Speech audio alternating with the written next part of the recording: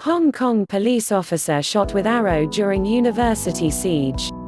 Police launch water cannon and tear gas outside the Hong Kong Polytechnic University to disperse protesters in Hong Kong on Sunday. Universities a new battleground in Hong Kong protests. A protester reacts from tear gas fired by police at the Hong Kong Polytechnic University in Hong Kong on Sunday. A Hong Kong police officer was shot with an arrow on Sunday during the siege of a fortified central university campus, a new escalation after nearly 6 months of demonstrations in the fiercely divided city. News from CNN, by Ben Westcott and Shelley.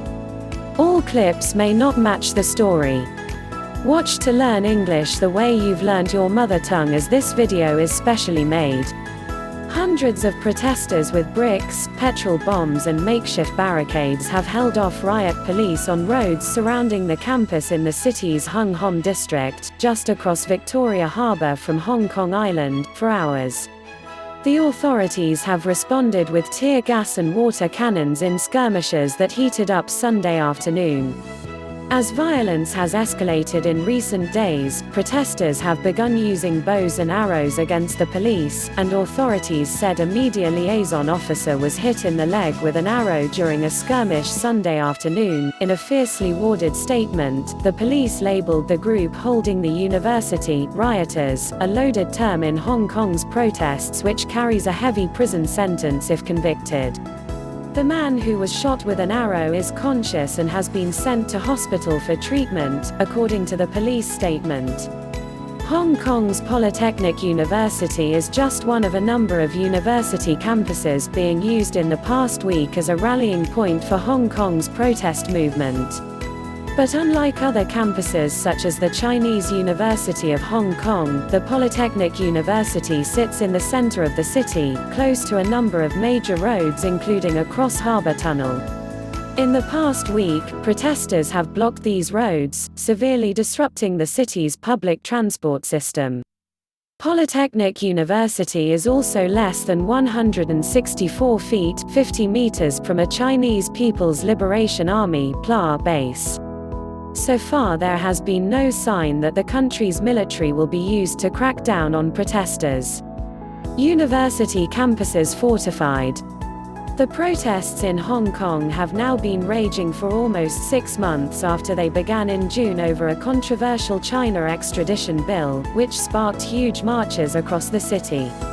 When the government suspended but didn't withdraw the bill, the movement's focus quickly expanded to focus on complaints of police brutality and wider calls for democracy. The protests took a turn in early November after the protest-related death of a 22-year-old student, the first since the demonstrations began. Protesters began to fortify university campuses across the city, holding off police with weapons ranging from bows and arrows and petrol bombs.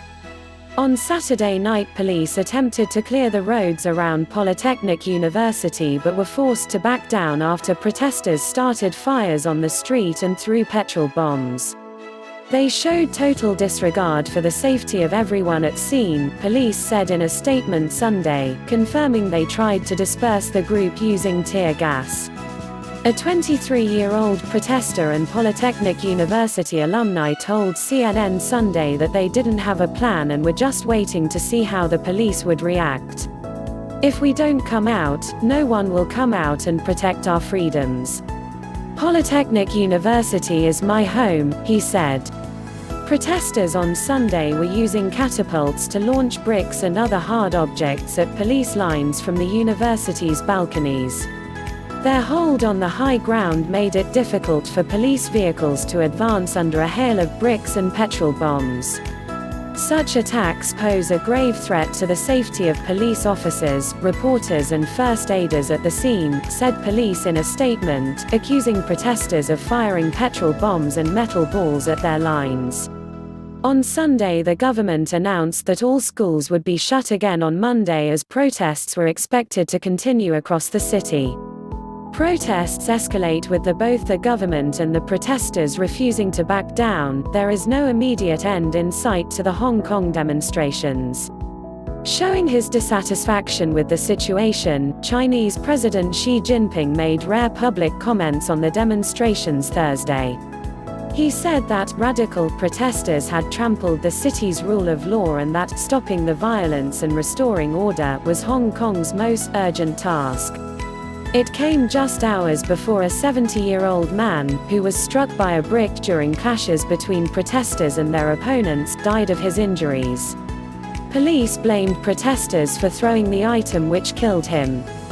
For the first time since the start of the demonstrations in June, China's People's Liberation Army hit the streets of Hong Kong on Saturday, but only to clear up barricades and debris.